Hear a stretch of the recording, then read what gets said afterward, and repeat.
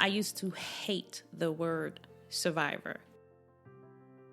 I really thought when I left the house, when I took the children, now he knows, he understands, I'm not playing. There is a strength when you share your own story. And I told my truth, and nobody can take that from you. Welcome to the first interview episode of The Human Experience. I'm Jennifer Peterkin, and this is episode 3, Tia's Story. I'm excited to be launching with Tia's story because she is a powerful storyteller.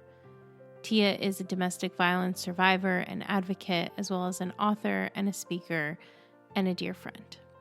She hosts a weekly radio program entitled Suffering in Silence, and I happen to be a part-time co-host on that radio program.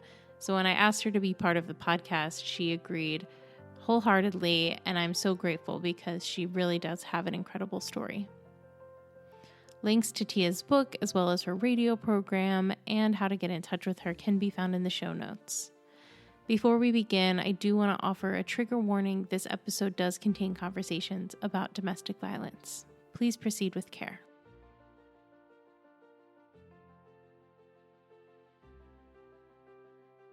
I would love for you to talk about your book. I mean, first of all, I personally know what it is to be in an abusive marriage, and I know how difficult it is to talk about your story. Even when you feel like it's the right thing to do, even when you feel called to do it, reliving all of that can be very difficult. So not only do you very frequently relive that in order to advocate, but you wrote a book about it. Yes. So how did that feel, like putting pen to paper and trying to actually walk through your whole story again? Well, when I actually put pen to paper, it was like medicine for me. It was a very cathartic experience. It was every word that I put down on paper. It was like I was stepping closer to that feeling of wholeness, to regaining who I was. Once I started writing, the words just came. My book was complete in about 3 months. Wow. I remember it was in March of 2021. It was on a Tuesday night. I woke up about 3 o'clock in the morning, and I just heard God say to me to write a book. And I said yes, and I laid down, and I went back to sleep. And the next day, I called Pastor May, and I called my friend Cheryl, and I told them about it. And I asked them if they would read the first draft of my book. My plan was to have the first draft done by the end of the year. I think the first draft was done in about 3 weeks. It was definitely less than a month. The words just came. Everything just came. I put everything down. They read the drafts for me. I got feedback. I tweaked it. I worked on it. And for me, it was an amazing experience. I didn't have a fear of sharing my story until the book was complete. Once my book was complete, I sat down and I thought, what am I doing? Yeah. I really started thinking, nobody wants to hear this. Nobody cares. Like, what did I do this for? And absolutely, it was too late by that point because it was completed. I set the publishing date, everything. Like, the book was actually available, and then it was like I started having this panic attack about it. Yeah. And so I started, talking to those closer, to me, and they just told me, no, that's your nerves. It's done. This is going to help, a lot of people. But just the process of writing itself, and I love to write. Words are beautiful. Words are powerful. The process itself, it really helped me. So even there were some areas where I felt like I made some progress, but writing the book, I felt even better. Yeah. And it felt better. There was just like a strength when you're able to speak your truth. Sure. So it doesn't matter what other people say. You can disagree with me. You can feel like the story went in another direction. You can feel like I shared too much or shared too little. You can feel however you want. But there is a strength when you share your own story. And I told my truth, and nobody can take that from you because you know what your truth is. You know what happened. You know how it happened. You were there. You experienced it. And that just gave me a bit more strength, Yeah. to keep going. Absolutely. That's beautiful. Similarly, I found a lot of catharsis in kind of going back and going over some of my own experiences. And I will say, I think it's very indicative of trauma, but sometimes you start to forget things that happened. Yes. Almost, and they start to fade a little bit. And as human beings, we're very adaptive. And so we heal kind of quickly,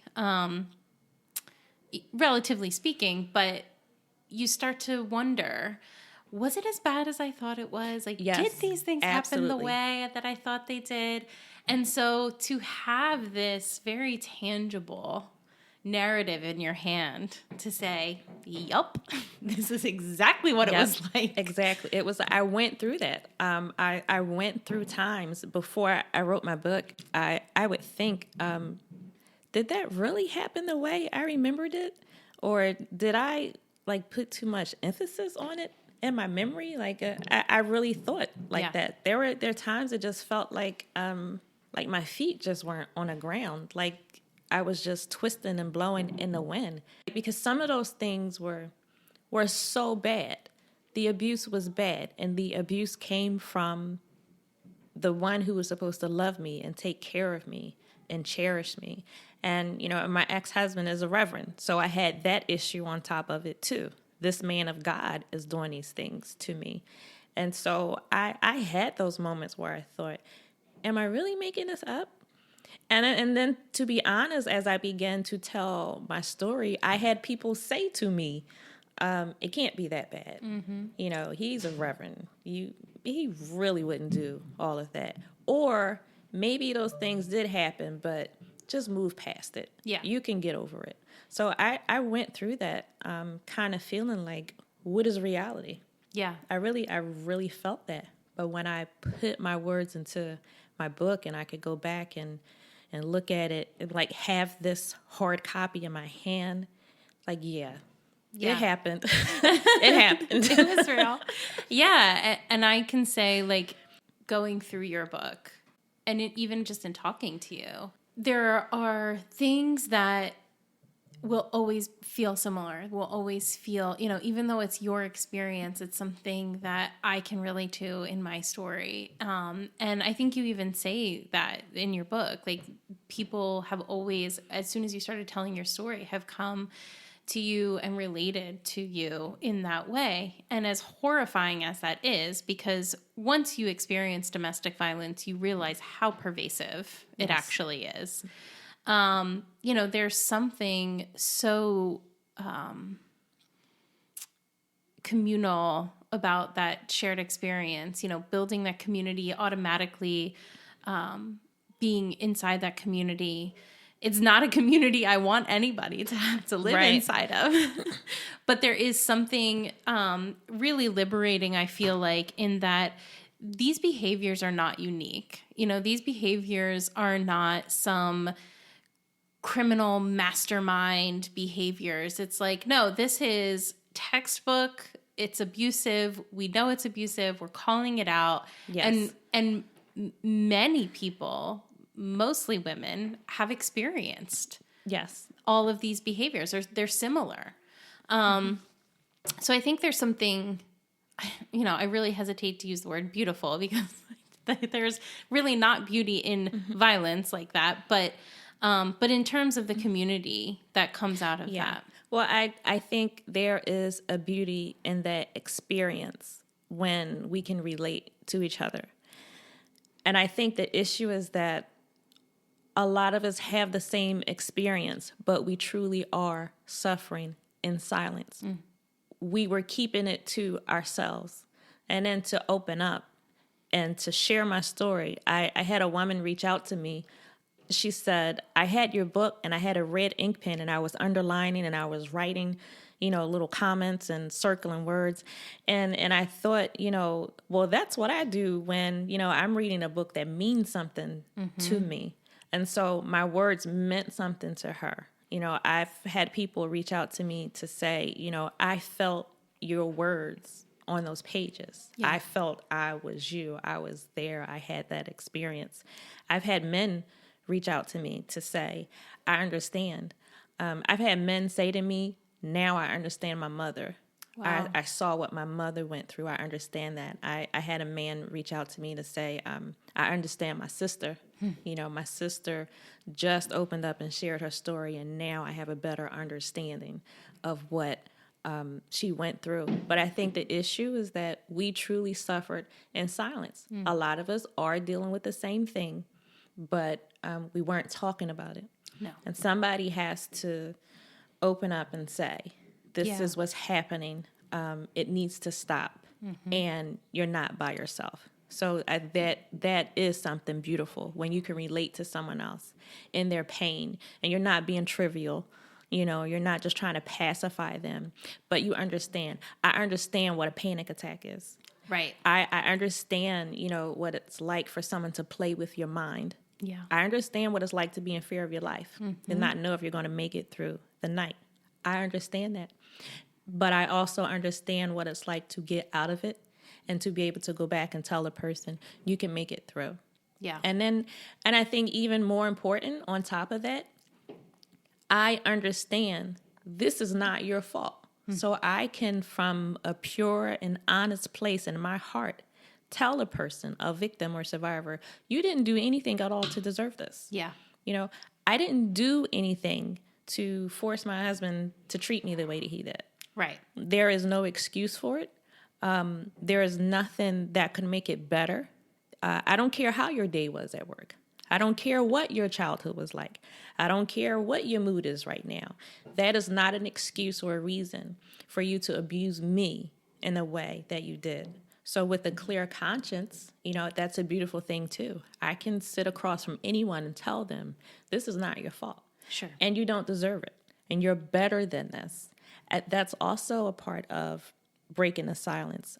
People need to know you don't deserve this. And it's not okay. And I think there's a conflict sometimes because most of the time someone that's hurting you, if it's domestic violence, sexual assault, whatever it is, most of the time the perpetrator is someone that you know and love. Yes. And so you have that conflict. Well, I love him. I love her. I want them to stop doing what they're doing to me, but I still love this person. And I want things to be better. I want to move on.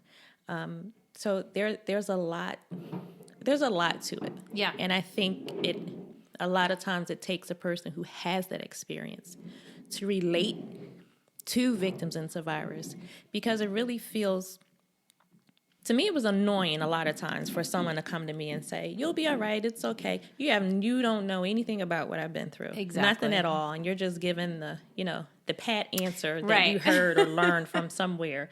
Like, you know what? Really get out of my face right now. I don't need that. Sometimes it's better to say nothing at all. Yeah. Yeah. But when you know and you have someone, like I truly enjoy, my conversations and my interactions with you because I don't have to explain. If I say, Jen, I just had a moment. Like I have to go through my forgiving process again right now. Like I thought I was healed in this area. I can say, Jen, I'm going through it right now. And I don't have to give you the backstory. Right.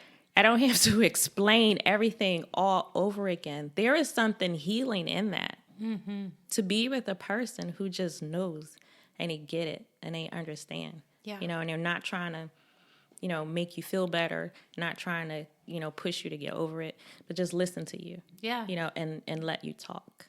Absolutely. We need that. Absolutely. There's almost this feeling of, what is it going to take to fix it? What is it going to take to be whole? Because I need a point where I can say, okay, this is done, and I can walk away from it.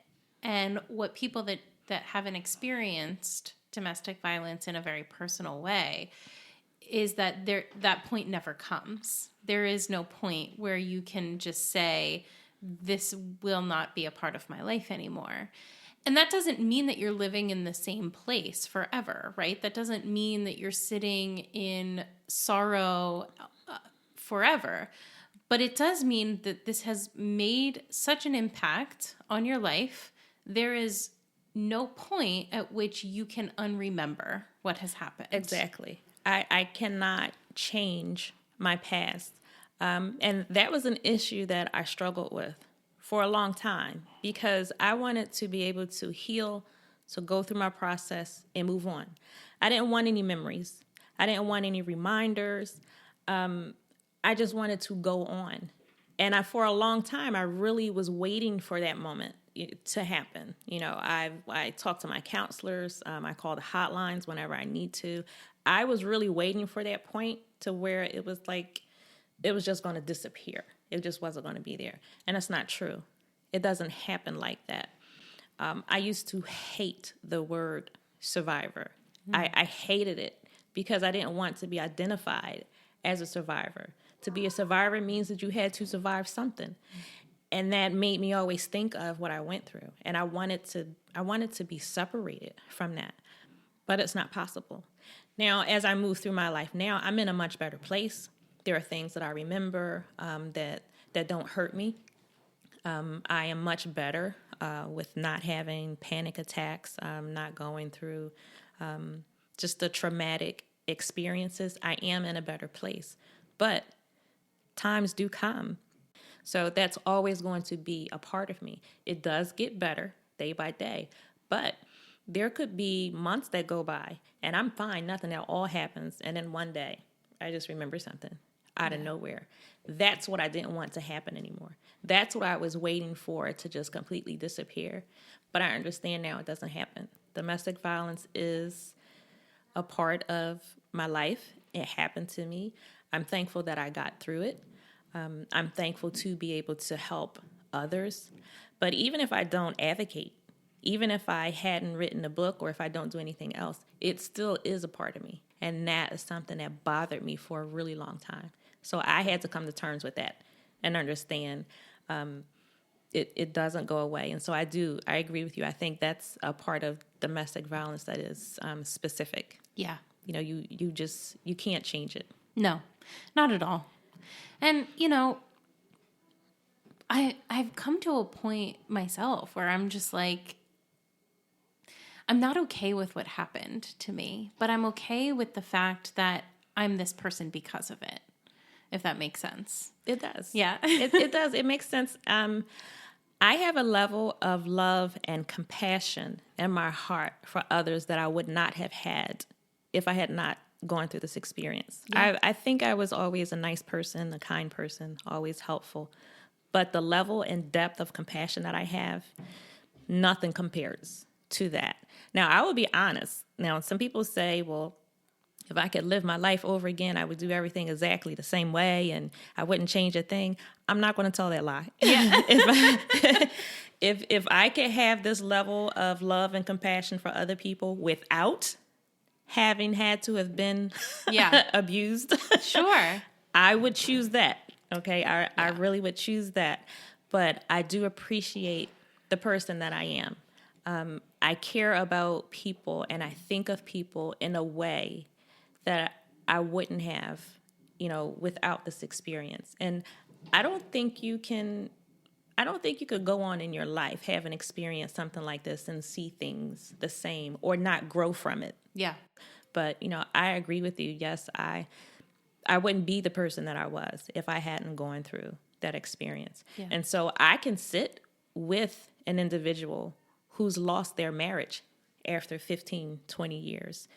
And I understand, I understand why they stayed and why they tried to make it work because you love this person. I would not have the level of compassion, that I do now if I didn't have that experience. Sure. Yeah. But I think it's good to kind of differentiate between not having regrets and, saying I wouldn't do it over. I wouldn't make the same decisions or knowing what I know now. Right. Mm-hmm. I think there's a difference there. Yeah. I can sit here where I am today and say, no, I don't have regrets about the decisions that I made because I made those decisions with the information that I had. Right. And I made them in good faith and I made them for the right reasons. So I don't regret it, but given the opportunity to have that information, beforehand, would I make yeah. the same decision? Oh, No. Absolutely. Hindsight is 2020. Exactly. There were some things, if I knew, oh my goodness, I would have made a lot of different decisions. Yeah. But, even hindsight right now, like I can look back on my life. My marriage did not start off abusive. I was married for 19 years before I left. The first few years were okay. Knowing what I know now I can look back and I can see what were red flags in those first few years. But he was not overtly abusive. Yeah. So, but knowing what I know now, had I, met him the years ago and started a relationship, there's nothing that I would have done differently in the beginning, because the information that I had, what I saw, the person that he was, nothing said abuse. Right. Nothing at all. So the information that I had then, I would have still made the same decision. This is a nice guy. We can start a life together, be together. That wouldn't have changed because I didn't know. Right. And you can't control another person, what they think and what they do. Absolutely. It wasn't until years into the relationship where I could see, oh my God, this is a completely different person.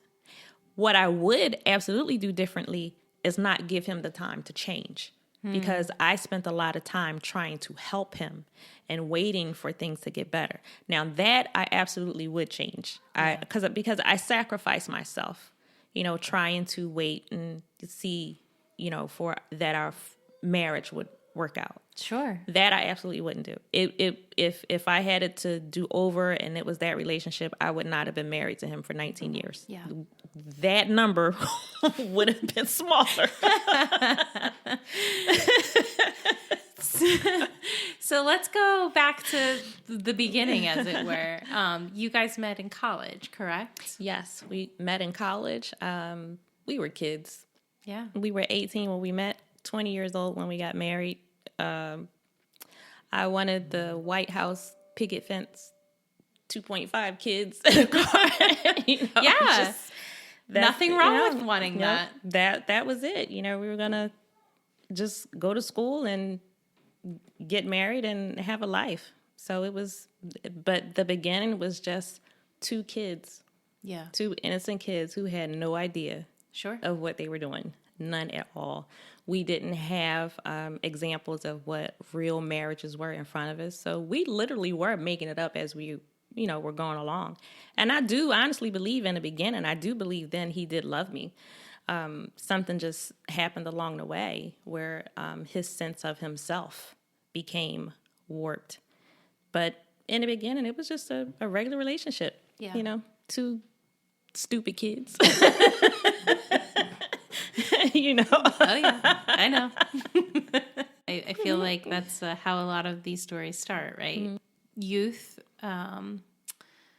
lack of world and life experience. Yes. But it really accelerates it for you, doesn't it? I mean, once you're in it, yeah. you get a lot of life experience dealt to you pretty quickly. And I felt like once I was in it, like, okay, I'm in it and we're going to do this and it's going to work. Yeah. Like I didn't just throw my hands up like, okay, hard things happen. We're going to move through it and we're going to get it done. Yeah. I really thought we were going to be the success story. I actually honestly believe the issues that we had in our marriage, not the domestic violence part, but, we struggled financially and things like that. And so I really believed that we were going to get past this and that we were going to have a strong marriage ministry for others. Mm-hmm. So I had that in my mind. We're going to make it through. Like we're dealing with this so we can help other people and we're going to make it through and be okay. Yeah. But it didn't happen that way at all. Yeah. That's a part of your story that you're very open and honest mm-hmm. about, and I think is really amazing and important in terms of specifically from this lens, how domestic violence is viewed. It's not just a problem in Christian community, but there is a very specific insidiousness to it, and that kind of keeps you in this place. And you talk a lot about it a lot in your book, where, when you were at a place to go reach out for help after being in your marriage for years, You are finally at a place to go seek help. And we're continually just kind of pushed back to, be the godly wife, be Yes. the person that stays Yes. and loves him through it, and God will bless you for it. I did not understand that at all. I really didn't. And I suffered for so long trying to fix it on my own and hoping and praying that, this was going to get right. We were going to move past it. But when I finally got to that point to break my silence and to reach out to get help, I really thought, all right, now things are going to change. The first pastor that I went to tell him about this issue, I told him. He reached out to my ex-husband. He wanted to meet with us. My ex-husband was livid. That pastor actually apologized to my ex-husband. He said he was sorry, for interfering. He just wanted to try to help. And that was it. Never said anything else. I'm like, you got to be kidding me. I can't. You apologize to him. Like, you Right. just apologize to him. Another thing about my ex-husband is that he has never denied being abusive. Never. He's always admitted to it, but he's always followed that with, well, I'm going to change. I'm going to do better. Yeah. So I never had that issue of fighting against his word. So I'm standing in front of this pastor. I reached out to you for help. I told you he is abusive. He's admitting that he's abusive. And now you're apologizing to him because he's angry, because you now know about the situation. Yeah. I couldn't believe it. And I went to pastor after pastor, and their responses, it was like, I didn't matter. Like, Yeah. Go pray, go read these scriptures.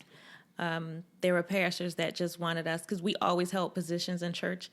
They wanted us to just continue to lead ministries, continue to preach, continue to, hold up our part, and everything will work out. And it's like, I am literally standing in front of these people, bleeding with my heart broken. And you want me to keep giving and giving. I've got nothing left. Yeah. It was on the way to church, on the way home, inside of church. He would just do things. And I had to deal with all of this. Yeah. And then take it back home and not get any kind of help. It was just crazy. There was even there was one of the churches that I went to that had it was a support group for women, for survivors of domestic violence. Well, I went into the support group to get help. I think I was there for 1 or 2 meetings, and they actually asked me to begin to lead the support group. I'm like, you have to be kidding me. I'm trying to get help. Yeah. I'm trying to get help, and they wanted me to help, take over the program. Like, are you kidding me? So I was never important. Yeah. My health, my mental health, my emotional state, my physical state, I was never cared about. I was never a concern as a person. It was always what I can do. I have to keep teaching. I have to keep leading. I have to keep preaching.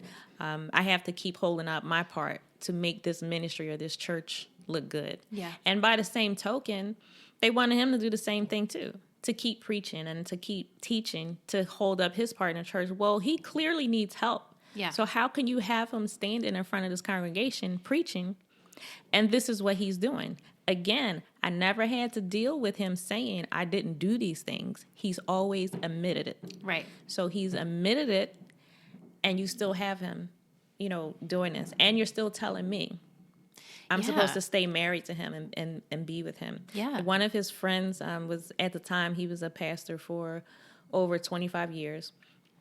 And, I talked to him. I told him what was happening. And he doesn't even believe that women are supposed to be preaching. But he actually said to me, well, you're a minister. You're supposed to stay married to him. You're a Christian. You're supposed to support him. And I was livid. I was just hot. I just couldn't believe it. And you don't even believe that I'm supposed to be preaching, but now you're going to tell me because I am. Right. Now you're going to use it against me. Yes. Yeah. Now you use it against me and tell me I'm supposed to stay married to him. No. Right. I also had to deal with the fact that he used prostitutes. So even that, and this pastor knew about that. So he broke the covenant of our marriage with that. But you're going to still tell me I'm still supposed to stay here and just continue to suffer. It was ridiculous. Right. There was never any help for me. You know, until I met Pastor May and Pastor Eugene Davis, it just seemed that the care about how the church looked and the care about how he looked as a reverend was more important than me as a person and my well-being. I mean, I literally thought I was going to die in that house with him. And they just blew it off. You know, go pray, read these scriptures. It'll be okay. Ugh. I hate it so much. It's like you couldn't make this up. I'm Seriously. telling you, you cannot make this up. I mean, these men have been in ministry basically all of their lives, and this is what they're telling women. Yeah. Go pray, and it'll be okay. Sure. So even from my part, you know, growing up in a Christian community, not even being in Christian leadership, but getting the same rhetoric of, you know, you have to love him through it. Or Yes. I heard this story of a woman whose husband abused her for 50 years, and she loved him and prayed for him every day. And then finally one day he just stopped. And I was like, 50 years? Right? When he's a senior citizen? Right. She has to go through that for 50 years before she can be released. And it doesn't make sense. Yeah. And as with so many things in our culture and society, the institution and the system is upheld over the individual person. Yes. And it's crazy. You know, you hear, well, what God put together, let no man tear asunder. Okay, well, this man is trying to kill me. Yeah. So is that really more important just to say that I'm married? Right. Married to the man who is most likely going to kill me? Yeah. I knew the moment came for me when I had enough. Mm-hmm. I would be up for days on end because I couldn't sleep, thinking of what he would do to me, you know, at night. That was not normal. I couldn't maintain that. I would be up all night. I would have to go to work, function at work, be at work thinking what's going to happen to me tonight when I get home. I couldn't operate like that anymore. Yeah. But I did not need anybody to give me permission, and I did not need a scripture in the Bible to say it's all right to save your life. It's all right to do what you need to do for yourself. Now, and I understand how people can have that. It can be a weight spiritually. I do. I understand that.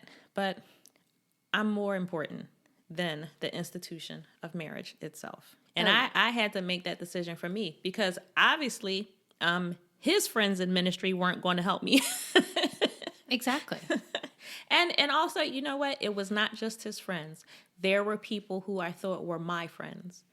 There were people who I thought would support me and encourage me, and they did not. Yeah. When I spoke up and when I shared my truth, there were people who just, it was like, whatever. Yeah. They just threw their hands like, just another story. Or, you know, unfortunately, there were some who it seemed they enjoyed to see something wrong going on. You know, so just another piece of gossip in the church. Just something else to talk about. So I do want to, this is actually kind of what we were already talking about, but I love this specific passage in your book, and I'm going to just read it real quick. I could compare my mental state to a balloon filling with air. There's only so much air pressure the balloon can hold before it bursts. I couldn't take the pressure anymore. It was building and it had nowhere to escape. In my heart, I knew this wasn't going to be a pretty picture. I did not longingly watch my marriage float away like a child looking after their balloon in the sky. No, things were about to explode. This was going to be a loud, scary explosion that ended with pieces flying in my face and stinging my skin. I love the visual of that because I think, especially the fact that you kind of juxtapose the two ways that it could have happened, right?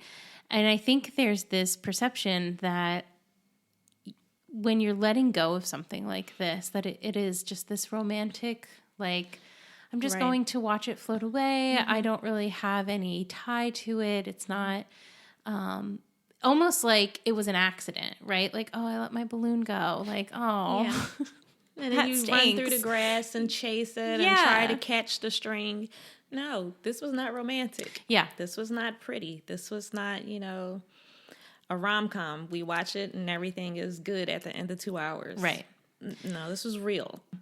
I love the the act of a balloon popping and a violent explosion when you're talking about violence in general. I mean, what you were experiencing was very violent. And, I can very much relate to this idea that, like, one of us is going to end here. Like, yes, one of us is going to be gone. And I think, bringing it back to the community that we talked about, or understanding each other, that was such a difficult thing for me to admit out loud, because it sounds so bad. Like, one of us is going to die. Either I'm dying or you're dying, because this cannot continue. And when you say it to somebody that has not experienced anything like that, they're like, but I think that's a part of suffering in silence. That's a part of, we are experiencing the same thing, but no one is speaking up to let each other know it's not just you. You're not by yourself, and you can make it through this. That was a real thing. One of us was going to die in that house. It's not just sitting and just thinking of, a good story to tell. I watched him play with knives. He used to play with knives, and that's how I thought he would kill me, with a knife. That's not a fantasy. You don't just sit and just think of it and, just wistfully, wonder. Yeah. Like, no, this is my life. Right. This is real. And, when you take a balloon, you blow it up till you can't blow it anymore. You know what happens, at that moment when a balloon bursts and it completely catches you by surprise. Yeah. That angst, that makes you jump.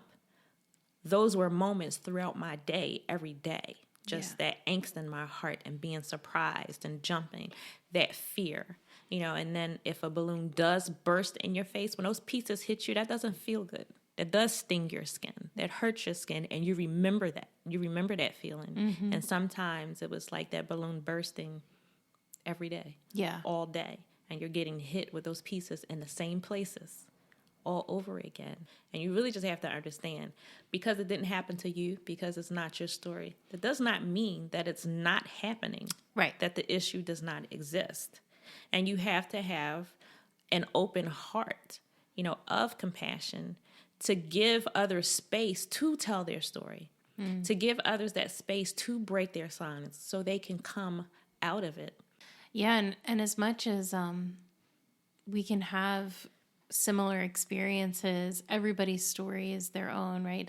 And it's unique, and so holding that space is really important. Because no two situations are going to look exactly the same. We have a very strict idea in our minds of what this looks like and the kind of person that perpetuates this. And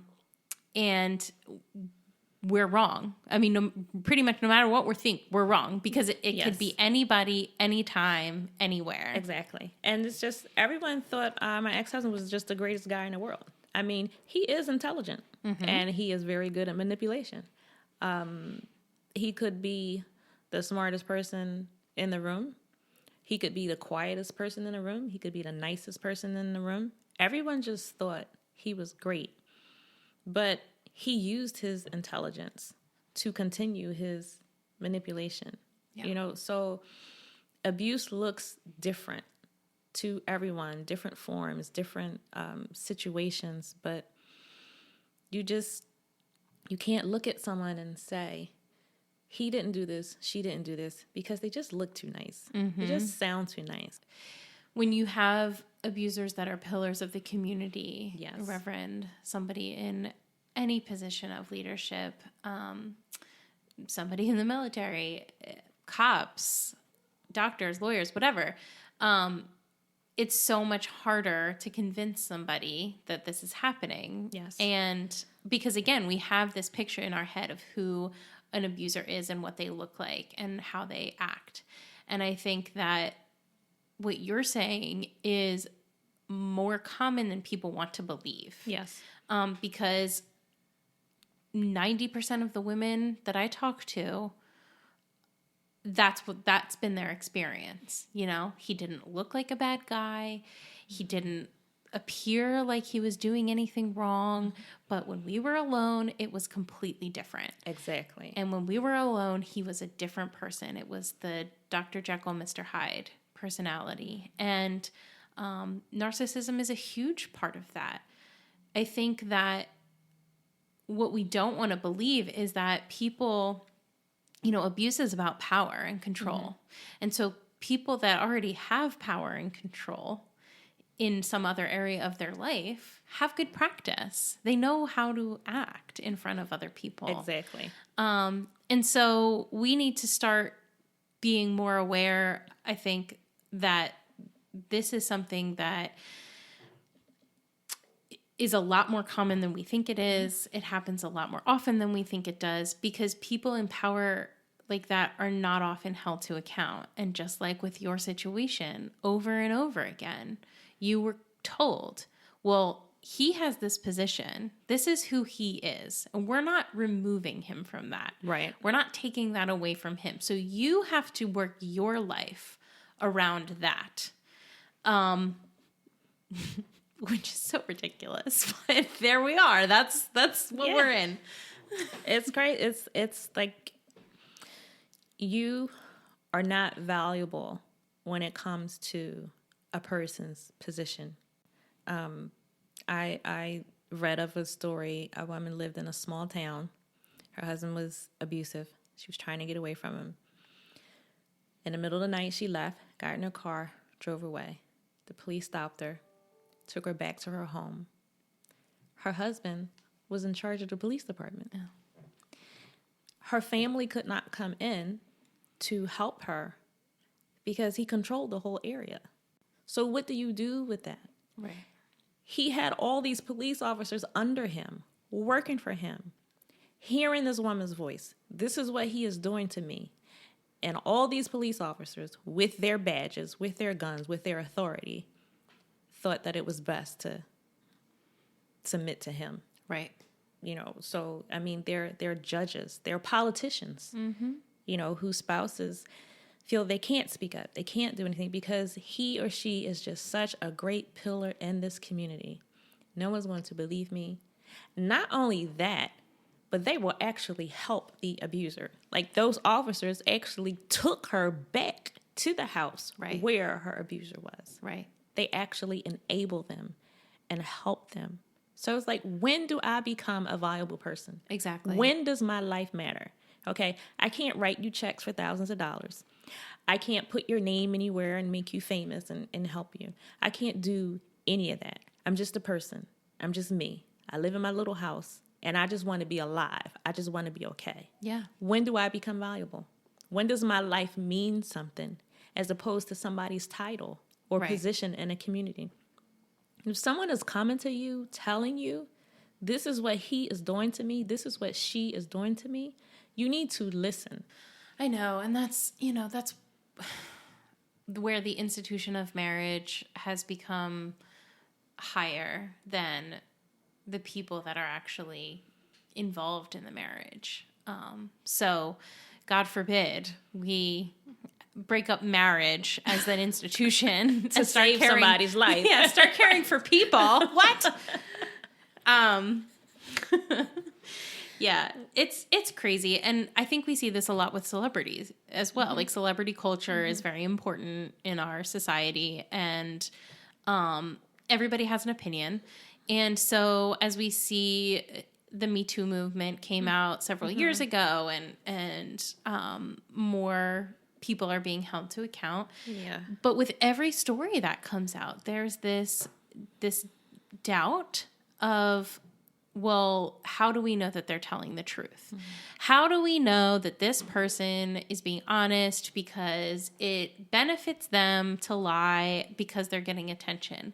This is not the kind of attention that anyone wants. Right.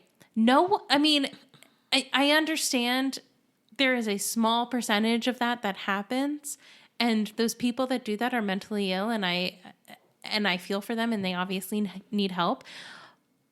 But that is not something that's the norm. You don't lie about the abuse you suffer, because you know that as soon as you speak up, people are going to start railing against you and saying you're lying.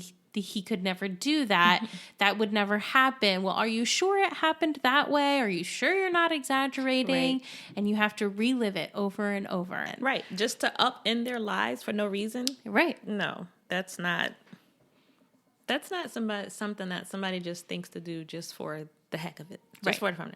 Oh, I'm just going to get up and accuse my husband of being abusive today. Mm-hmm. And then I'm going to go to the market after that. I'm telling you, no one makes a choice to upend their lives like this. And I mean, and once I opened up and I did what I needed to do and I moved forward, I lost everything except my children. I did not have money. I just started a new job. I was living paycheck to paycheck. I remember when I had $76 in my checking account. I'd left him. I have 5 children. 4 of them were under 18. So when I left, I took them with me. I took all of my children. $76 in my account. I had to pay rent. I had to make sure that they were fed and clothed. When I left, he refused to give me any financial support. I had to take him to court for child support. He told me, well, you left, so you take care of them yourself. So as if I just, one day just decided to leave for no reason. Mm-hmm. I lost everything, and I was scared to death. I didn't do that just to do it. I didn't do that because I didn't have anything to do. Let me make my life interesting. Yeah, right. No, you don't. This is not something you do, okay? This is not the kind of attention that anyone just wants. This does not feel good, okay? That hurts. I lost a marriage, and that's like experiencing a death. Yes. I lost my marriage. I lost the hope that it was going to be what I desired it to be one day. My family was broken. That did not feel good at all, to admit that this man that I loved, this is what he did to me. This is what he did to me for years. Nobody wants to just uncover that and say, hey, this is what happened to me. This is what I'm going through. Yeah. Nobody in their right mind does that. And I think society really needs to understand what domestic violence is. I read an article the other day about there was a guy, a man and his wife. I think they were on an airplane or something. They got into an argument and he was arrested. Domestic violence was part of the issue. So he gave his statement, nothing happened. We were just arguing. She gave her statement, we were just arguing, just, leave it be. And of course, I understand they want privacy. But the way that he described it is that they got into an argument and he snatched a ring off of her hand. I think he was trying to take a ring off her hand and he scratched her finger. And I'm thinking, okay, you guys can say that was an argument, but what you just described, that is domestic violence. Mm-hmm. When you are trying to physically take something off of somebody's body, they're not giving it to you. If you want the ring off my hand, you ask for it. You don't just take me and snatch it off. You don't just snatch my phone out of my hand. You don't just snatch clothes off of my body. You don't just do that. That is violence. Mm-hmm. And I think that we are so insensitive that we feel like there are levels to it. Sure. Okay, so I didn't black your eye. I didn't break your nose. I just snatched a ring off your finger and left a little scratch. No, that's violence. That is domestic violence. Why would you grab a woman and snatch anything off of her body? Mm-hmm. I don't care how angry you are. Be mature. You control your anger. Mm-hmm. So I think society needs to learn what domestic violence actually is. And if you're dealing with anger, you control your anger. But violence is not anger. Violence is about power. Yeah. Power told you, I can take this off of her. There it is. Power told you, I can take your phone from you. Power told you, I can talk to you however I want. I can raise my voice to you. Power told you, I can stop an entire flight. Right? That is about power. That's what domestic violence is. I think we need some understanding. We need some teaching. We need some education and information. Sure. And so, yeah, there's definitely this feeling of and gosh, I have like Lifetime movies running through my head. But like this feeling of like, okay, so domestic violence is because he loves her too much, right? Mm-hmm. He is just obsessed with her or him, and that is why this comes out. First of all, obsession is not love, so we'll Right. get that out of the way. But also this idea that like someone loves you so much that they would be violent towards you. Right. And violence doesn't have to be a physical act, right? We know that violence Right. can be manipulation, it can be control, it can be coercion, it can be isolation.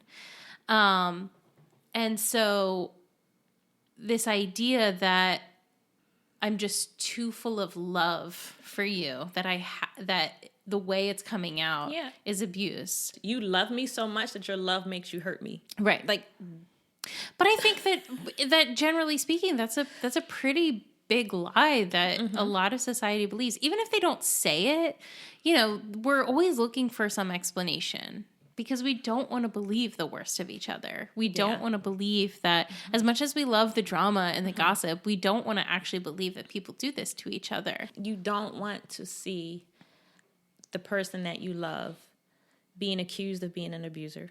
You don't want to see the person that you love being a victim or a survivor of domestic violence. You don't want to see that person in that way. You don't want to see them in that light. But I think, as you've said before, once it's brought to your attention, you can't unsee it. You can't unlearn it. You can't unknow it. So if it's now revealed to you that this person is abusive, you can't pretend that you don't know anymore. And that puts some responsibility on you, because what are you going to do now going forward? Are you going to ignore the situation? Are you going to ignore that you now know her arm is broken because he broke it? Are you not going to offer any assistance, any comfort to her, any help at all? Yeah. Are you not going to recommend to him that he gets help? Are you just going to pretend that it's not there? I think part of society does not want to get involved because, sometimes it's just better not to know. Ignorance is bliss. But once you do know, there is a responsibility. So what are you going to do? Are you going to look the other way? And again, people don't want to see their loved ones as an abuser or as a victim. But at some point, you got to make a decision. Yeah. You have to do something. Everybody can't keep looking the other way. You don't take someone who comes to you. They finally build up the nerve to tell their story and you brush them aside. Yeah. That is devastating. I actually didn't know that I was in an abusive relationship. As ridiculous as that sounds, somebody else told me that I was in an abusive relationship. I lived like 5 hours from my family at that point. And so I didn't see them very often, but getting worse to the point where like my family was starting to notice and I was becoming extremely isolated. And I was keeping everything inside. And so I told my mom something. And she kind of looked at me like, that's not normal, right? And that was actually the words that she said was, that's not normal. So I start to open up a little bit and I am told from somebody else, yeah, that's abuse.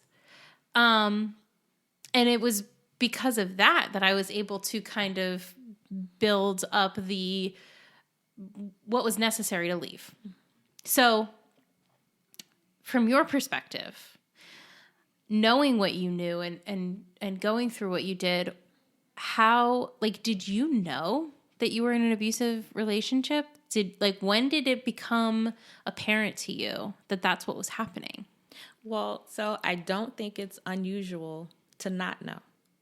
I don't think it's unusual for someone close to you to point it out. I think that happens because there are a lot of things that happen in relationships. Sometimes we mimic what we see and what we see we think is normal, and that normal could be abuse. So some of us are repeating patterns from our childhood. And then, as you said, some of us, we don't know what a marriage is supposed to be like, and we're making this up as we go along. And so there are things happening that we just don't know that is abusive. For me, I was always advocating for women. From the start of my ministry, I always did that. I've always given out phone numbers and websites, hotlines and, support groups. I've always done that. I just didn't know I would need it for myself one day. He was truly breaking me down as a person. So I didn't know I was in an abusive marriage. Yeah. I didn't. It just started, it was like a slow moving train. And then one day, it finally ran off the rails. I was being stripped down as a person. My worth, my value, all of that was being taken from me. I was truly crushed. He crushed every area of my life. And it did not happen in one moment of swift impact. Because you can see that.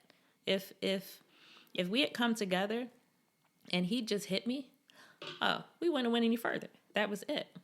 That it would have been done. But it didn't happen that way. It was slowly, very slowly, over time, until one day I was a different person. Yeah. Dealing with this mess. And then as I realized what it was, I tried to fix it. I thought, I could come up with some answers and let's go to counseling and let's work through this. I thought, we could get this done. And it didn't happen that way. I did always have that notion that I could fix it, though. I had to let that go. But initially, I didn't realize it, that I was in an abusive relationship. And then when I did, I really didn't want to say that. I didn't want to say this is abuse. I didn't want that to be the truth, but that's what it was. Yeah. And it didn't come overnight. It didn't come, all at one time. It was just slowly I realized this is what it is, and it's getting worse. I think it's really impressive that you didn't take it on yourself, like it's my fault or there's something wrong with me, because I think that's a really easy place to go to, and I certainly did for a time. It's still thinking that, like, this is fixable, so talking about you think this is fixable, this I can work through it, we can work through it, we can get the help that we need. And I think for you especially, knowing that your ex-husband never denied that he was an abuser, that must have felt really freeing in a way, right? Like, he's validating you. Yes. And so and this is what I think we mean when we say domestic violence is really insidious, because he's sitting there and he's saying, yes, I am doing this. Yes. And yes, I'll get help. Yes. But years go by and nothing changes. Yes. And that was part of the honeymoon stage. We'd go through something, he'd admit it, he'd say, I'm sorry, I'm going to work on it. He would make some half attempts, at counseling here and there. I felt, oh God, I felt horrible. But I understood that what he was doing was not my fault, but I still felt less than. I still felt like at times something was wrong with me because he was doing this to me and I couldn't help him and I couldn't get him to stop. Do you think that him admitting to being abusive, do you think that he was pacifying you, or do you think he really knew what he was doing?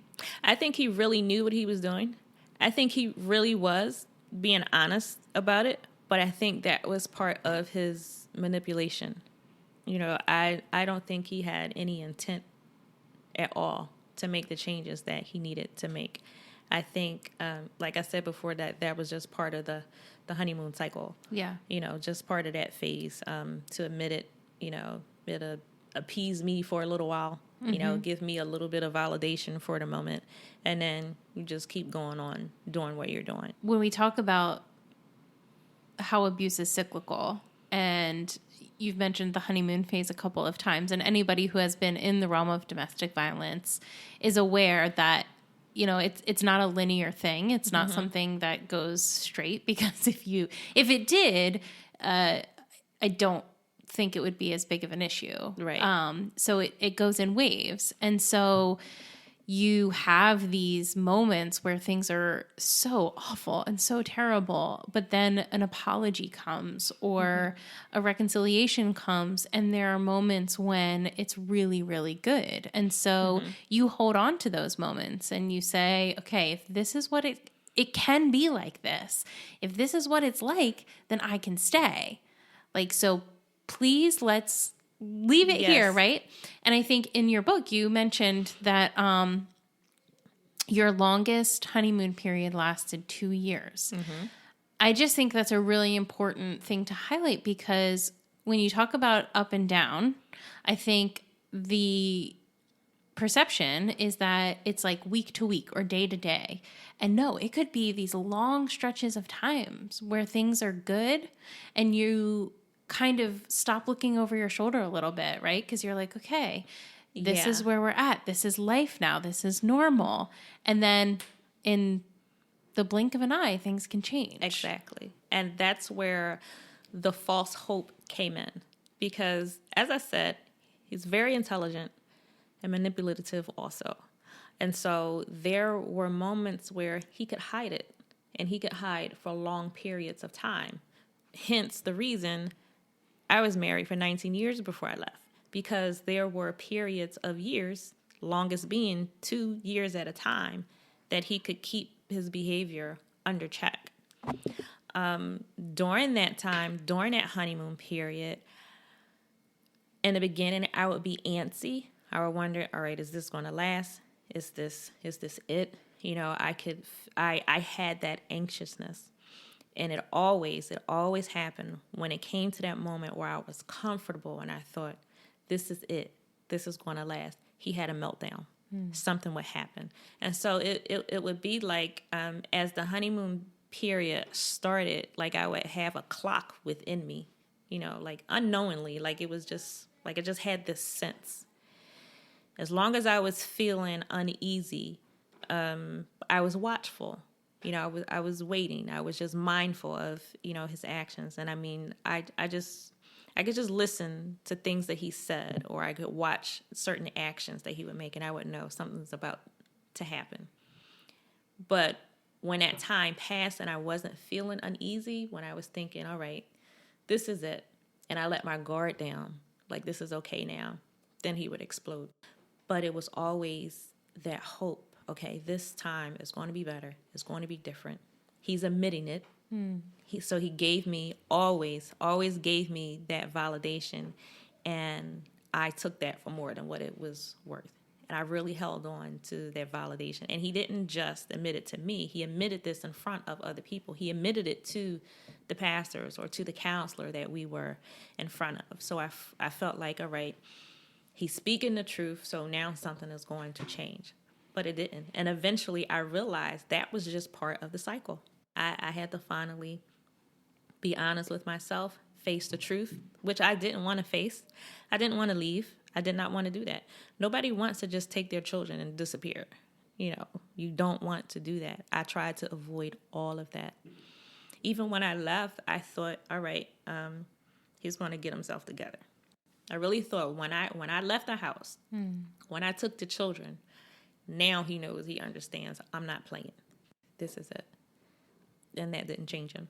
He is who he is, you know, and I had to let it all go. Yeah. Can you talk about leaving, if you're comfortable with that? Because I think that something that we should highlight is that leaving a domestic violence situation is the most dangerous time for a victim. Yes, it is. That everything that has happened up until that point may have been dangerous, but this is when your abuser ultimately loses control over you. Yes, and it gets real, very real. He was not going to just let me walk out the door. When I made the decision to leave, I told very few people, because literally this is life and death. So I shared with a couple of people that I was going to leave. The domestic violence agency, they actually gave me $1,500 to help me move into a new place. I found a new house. At that point, I just started a new job and I had $3,000 saved. My plan was to work for 6 months and save enough to move out. But after I got my new job, his behavior deteriorated so quickly and so much, even from what it previously was. I knew that I had to leave. I had to immediately leave because something horrible was going to happen in that house. So I worked with my counselor at the agency. I told my mother and my best friend at the time, and I made a plan. I knew what I was going to do. I couldn't tell him anything. I left on a Friday. I knew when he left for work. I knew when the kids left for school. And this was not a regular moving situation, okay? I didn't have boxes and things neatly packed up and stuff like that. The house was, everything was just where it was. Right, because he couldn't everything, know. because he couldn't know. Yeah. I couldn't tell him anything. I reached out to very, very few family and friends. I told them, I'm leaving. This is why I'm leaving. I need help moving. I told everybody what time to be at my house, and nobody showed up. It was Friday morning. I was by myself. Pastor May had actually got someone for me to help me move my things so I could use his truck because I couldn't find a truck or anything, and I couldn't afford to get like a big, moving van and all of that. So this guy who I did not know showed up to my house with his truck. He had a couple of guys with him, and that was it. None of my family, none of my friends that I called showed up. None. It was just me with these guys that I did not know, moving a house that was truly unpacked. I was just taking things and throwing them in trash bags and putting them in this truck. Halfway through moving, this guy said to me, well, this is more than what I thought it was going to be. You have to give me more money. Like, you got to be kidding me. I couldn't believe it. I couldn't believe it. It was like, and I couldn't argue. I didn't have time to go back and forth. I needed to get this stuff out of this house and move. So I gave him the extra money. I'm like, look, I need this stuff out of the house. I moved, got the stuff in my new house, and I was just running on fumes and fear for that entire day. It was crazy. And, by that time I was going out of the house, there was nothing he could do or say. I was safe. And he truly melted down. He freaked out. He did. So there was absolutely no way that he would have stood there and let me peaceably just take things and move them out of the house. But he truly disintegrated after that. I mean, his behavior got even worse than what it already was. But I was okay because I was in my own home, and he could not do anything to me. And that gave me such a peace. Yeah. I really wouldn't. I mean, I remember when I read it in your book that nobody showed up to help you move, and how just viscerally angry I was. And, I'm reading it how long later after it happened, and it didn't even happen to me. We talk about isolation within domestic violence, while you're in the relationship, and what your abuser kind of does to you to isolate you. But there's an isolation that comes after the fact as well. Yes. When you find out who doesn't want to be a part of your story anymore. Yes. Can you talk about that? So the day after I moved, which was Saturday, I started getting texts and emails. People, how are you? How did you make out? So now I really know who my friends are. That was devastating to me, to realize the people who I thought were my friends. It was devastating. Yeah. And everyone, I said, I would not have done that to you. I would have been there. I would have helped you. And these were people that I have helped in the past. I've physically helped them. I've given them money. I've been there. I've given my time and my effort. And none of them were there for me. I can't describe that devastation. Yeah. I was by myself. I was truly by myself. And so that was a new level of fear to deal with going through this process. I learned that I could not call on anybody I couldn't depend on anybody. It was just me. I had to make this work. I had to get through it. And I was just scared. I was really grateful that the agency was there. I was grateful for the help and support of Pastor May and Pastor Eugene Davis. My mom did what she could, but there was only but so much they could do. And I did have a decent job. I really did. But I was literally living paycheck to paycheck, starting over. When I did move, I had to pay the utilities in the old house to have the utilities turned on in my new house because they were in my name. I had to buy all new beds, for the kids. That $3,000 that I had, saved, it went very quickly. It did.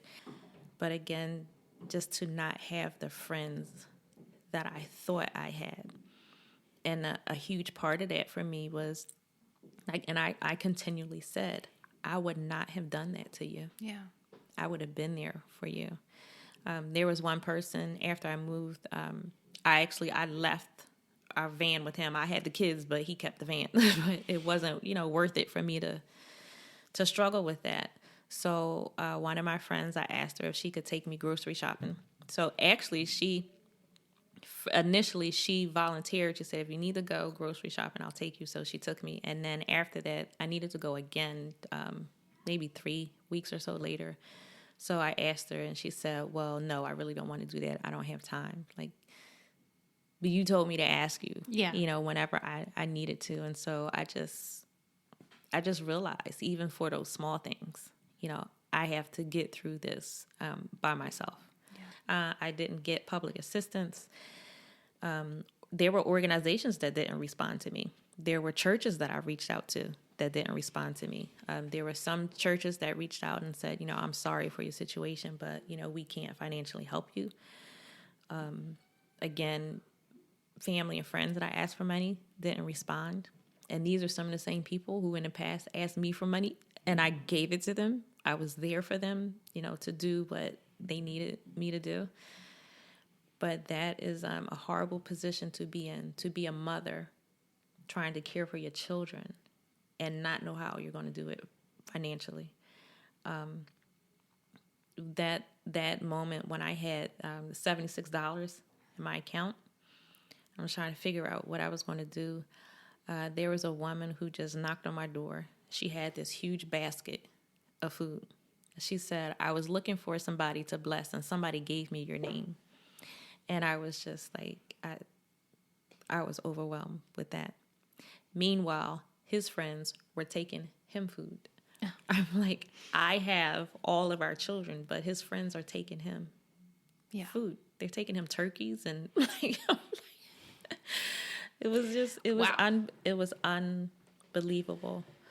But I can tell you, this is a process that no one in their right mind chooses to just get up and just do.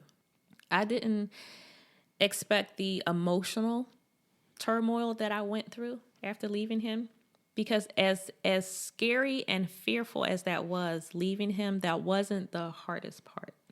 The hardest part was finally when I closed my door and then I had to deal with my emotions. It was like I became a real person for the first time, to feel my anger, to feel my sadness, to feel my confusion. It was like for most of my life, I was pushing that away because I was pretending. I had to pretend, to get the family together and go to church and function in front of everybody. Mm-hmm. I had to pretend when I was pretending in front of my children, trying to be okay and keep up the image for them. I was pretending, in the neighborhood, in the community, when we went to pick up the school report cards, and I was always pretending. Mm-hmm. When I closed my door in my home, that's when I could finally be a person. And that was scary because it was like all of my emotions at one time just came over me like a flood. And I had to figure out how to get through all of that by myself. But I did not expect to do it without those people that I thought were friends. Yeah. What a grief that brings. Yes. I mean, you often hear that divorce is like a death, experiencing a death. Yes. I mean, I've not been through what you've been through in that, and it just makes me so sad because no one deserves that. Mm-hmm. No one deserves to go through that. And you spent so long in survival mode, just, you call it pretending, but it truly was survival. Yeah. Just getting through the days, day after day, year after year. And so once your body was finally able to shed that, it was overwhelming. Yeah. What's funny? Now I enjoy chocolate. I love milk chocolate. But I did not know that until I left him. I could not experience the normal things that a woman would feel. So if a woman would say, I had a bad day, I'm going to eat, a piece of chocolate and I feel better, that didn't correlate with me. That didn't make sense to me. Like I couldn't watch a movie and eat some ice cream and just feel okay and enjoy that moment. That emotionally did not make sense to me. After I left him, and when I began to feel my emotions and grow through my emotions, little things like that, I could experience and understand. Now, I could be in a bad mood and eat a piece of Hershey's chocolate and really feel better and really appreciate that experience. Wow. Now I can sit in front of the TV, watch a movie with a bowl of ice cream and enjoy that experience for what it is. I don't want to say people take it for granted, but just those normal things that are normal in people's lives did not become normal for me until I left that situation. I'm a person now. I feel me as a person. Yeah. I feel my emotion. So what are you doing now? So now I'm actually working on developing a domestic violence course. And of course, we have the radio program, Love Bay Afrobeat Music, every Friday evening at 7 p.m. Eastern. I mean, I'm not on every Friday. Tia's on every Friday. That is a commitment because it's live. Oh, my goodness. But that's great. That program is going well. We've had some awesome guests from around the globe on the program to bring awareness to the issue of domestic violence. I do also still have the online support group. So I have an 8-week online support group for women.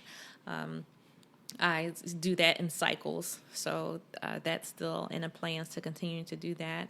And I would like to continue to get my book in as many hands as possible because I use the proceeds from my book to donate to the Domestic Violence Agency of Delaware County, to individuals, to organizations. I want to use my platform to give a voice to victims and survivors, to bring encouragement and support. And so I don't know where all this is going to go, but just trying to take one step at a time and move forward with the radio program and the course. Yeah. Let me just tell you, because I've known Tia for 6 months, 8 months, something like that, since last summer, I guess. When I met Tia, she had a book. She had published her book, and you had the support group, right? Okay. So in the very short time that I've known her, she told me that she was doing a radio interview, and then she got her own radio program after doing that radio interview. And then she calls me one day and is like, I'm thinking about writing a course for domestic violence. What do you think? And I said, I think it's great. Go for it. And like the next week, she's calling me again and said, we're doing it. It's a go. And I'm like, woman, how do you get things done like this? This is amazing. By the way, she's also in school and she's a mom. So, oh yeah, yeah, you're incredible. I love your story. I love you. I mean, seriously, just walking beside you is amazing, and being able to look at her and being like, you know what, she is just pounding the pavement, getting it done. I'm like, I need to do that. I need to go get some stuff done. So, yeah. but you're incredible. I do have a question that I really find myself focusing on is what does compassion look like? And I think that our experiences color how we receive and show compassion. So through the lens of your experience and through what you've been through, what does compassion mean to you? What does that look like to you? Well, to me, compassion is first listening and helping however I can help. Everyone needs something different. So some people, when you sit with them, all they need is for you to listen. That's it. They don't need your advice. They don't need you giving them ideas. They really just need you to have an open heart and just let them say what they need to say so they can have that release. Some people need more help. Some people may need financial help. So you figure out how you can do it. If I can come out of my pocket and help you, I'll do that. So I think compassion starts with listening to find out what the person in front of you needs, and then you support them. And I think a huge part of compassion is not judging, because you don't know why a person is in the situation that they're in. You don't know why. And remember that you're dealing with people. These are real people, real situations, real feelings. It does not take much to be a decent human being. Yeah. Agreed. Let's get there.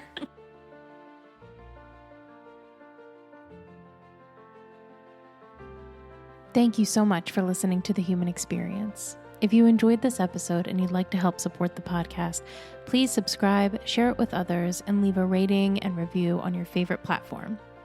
Everyone has a story, and I'd love to hear yours, so be sure to check out the show notes for more information about how to stay in touch. Do good and take care.